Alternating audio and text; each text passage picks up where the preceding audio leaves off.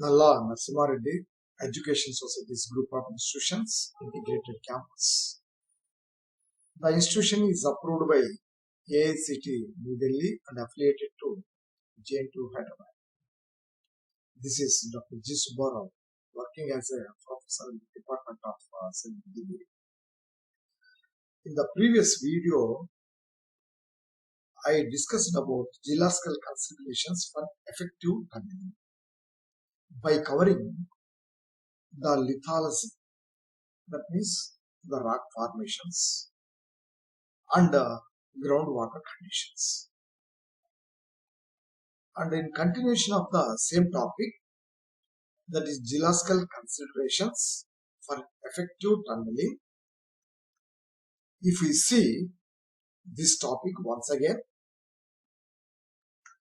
geological considerations for effective tunneling depends on various geological issues which are prevailing in that particular site. So what are those geological considerations? The geological considerations, especially in case of tunneling, include lithology of rock formations, geological structures, and groundwater conditions. So in the previous video session, it was explained about lithology of rock formations and groundwater conditions, and let me continue the geological structures in this topic. What are geological structures? Even it was very clearly explained in the previous classes. Folds, faults, joints. These are all, geological structures, which are the common structural features always associated with the sedimentary rocks and the metamorphic rocks. However, joints can be seen in igneous rocks. And faults, of course, not so. So, folds, faults, joints are called as geological structures, and these geological structures are always associated with rocks, and we can see these things very clearly in folds and faults. In the sedimentary and metamorphic rocks. In addition, strike and dig. It was already mentioned, the strike and dig, in the previous video classes. If the tunnel alignment is coinciding with the strike of the formations, that means assume that this is the strike of the formation and the tunnel alignment is also coinciding, parallel. So in such a case, that tunnel, proposed tunnel, can be acceptable if the formations are competent and strong. The point is here, if the rock formations are competent and the tunnel alignment, that means proposed tunnel alignment, if it is coincide with the strike of the formations, that can be accepted. In case if the rock formations are less competent, not so strong, so in such a case also the tunnel, proposed tunnel can be accepted, but it should be a short span. That means the length of tunnel should be less. This is the only condition here. Coming to joints. Joints, if they are present at the tunnel site. So, almost all rocks are characterized by the presence of joints. Might be igneous rocks, sediment rocks, metamorphic rocks. If the joints are very close, so in such a case, that is unfavorable site for proposed tunnel, because closely spaced joints in rocks are always harmful because they are very close. That is the reason. Even we can see a best example, the Koyna third stage tile tunnel. I mean, first stage, second stage, there are tail tunnels, and especially third stage tile tunnel, which was excavated through a closely jointed rock formation, that is basalt. What happened? The roof of the tunnel was collapsed with serious leakage of water. So this is happened because of the closely jointed joints present in the local rock, that is basalt. This is Koyna third stage tail tunnel. So here the roof of the tunnel was collapsed, and afterwards it is rectified with some supports.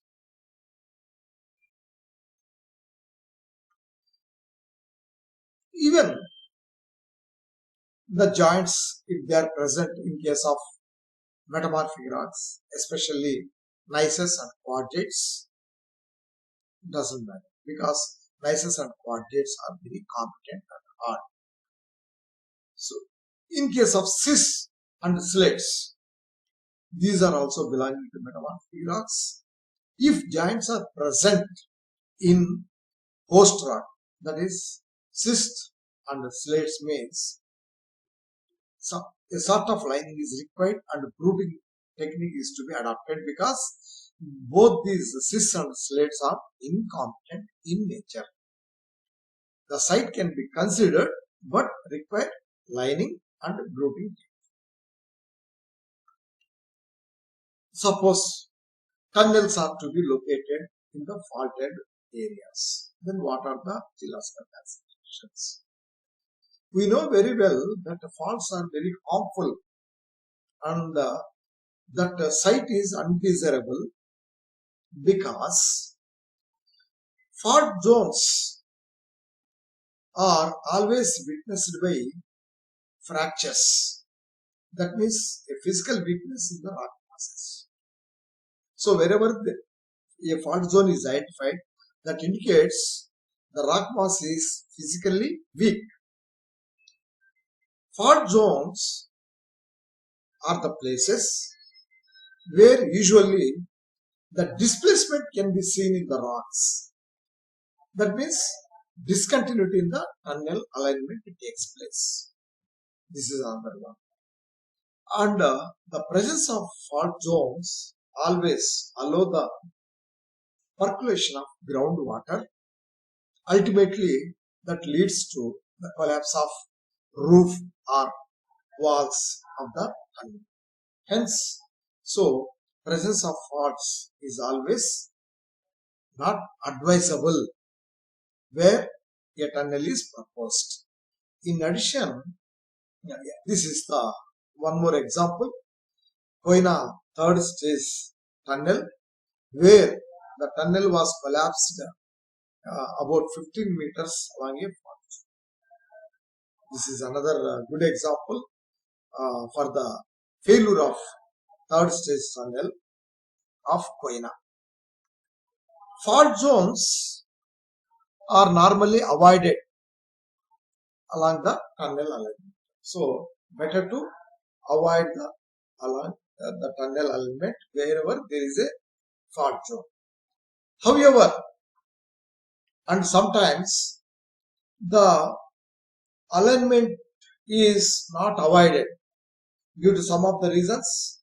The tunnel is to be proposed and it's not avoided. In such a case, that fault zone has to be extensively treated properly with grouping, and a strong lining is required in such a case. So this involves additional cast. However, that site can be considered with the proper precautions. And if we see the severity, if the tunnel is located in the footwall of a fault, we know the meaning of footwall. Footwall means below the, fault plane is called as, that block is called as footwall, and above block of the fault plane is called as hanging wall. So if the tunnel is located in the footwall of a fault, so the roof portion of the tunnel becomes instability. This is to be remembered.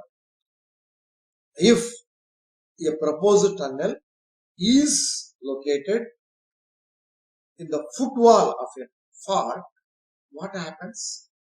The roof of the tunnel becomes instability. So ultimately it requires reinforcement and the precautionary measures.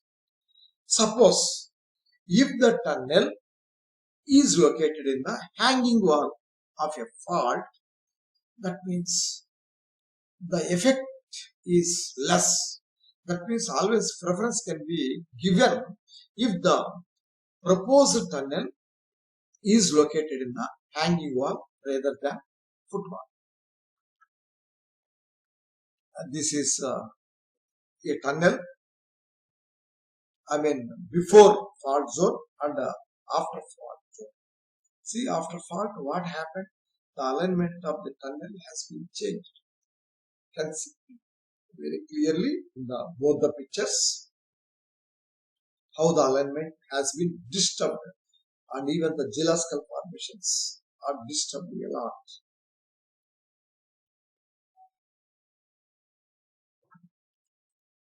If we see the tunnels in folded strata, folds are always, the folded rocks are always under considerable strain.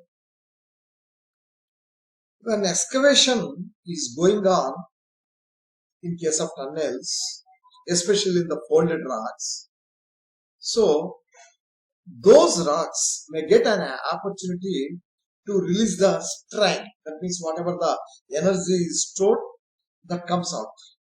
So when the energy is released, certainly the rock, falls. That means the roof of the tunnel collapses. That's why not to acceptable such type of sites for proposing a tunnel, especially in the folded area. If the tunnel alignment is parallel to the axis of a fold, so if the tunnel alignment is going to be parallel to the alignment of axis of a fold, that is advisable if it is located on the limbs or parallel to the axis of a